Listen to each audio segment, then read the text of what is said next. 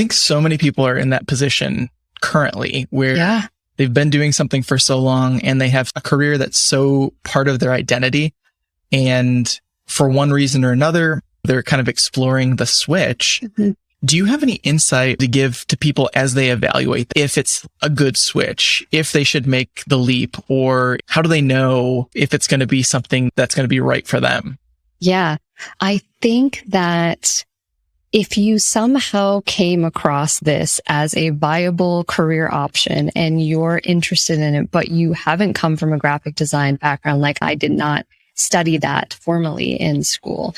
I self-taught mostly and had mentors and people like my brother along the way and YouTube to turn to.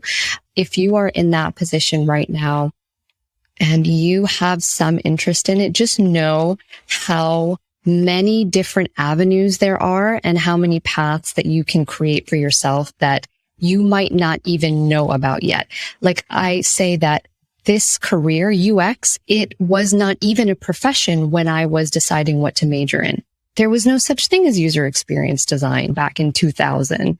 And so you never know, right? These are core skills that you will use in anything, being able to talk to users, understanding business, like no matter what you do, I think there's so much value in these skills, just in having that tech acumen and that business acumen. So I would say that it will never hurt you to explore this as a path and to apply what you learn to whatever you end up doing.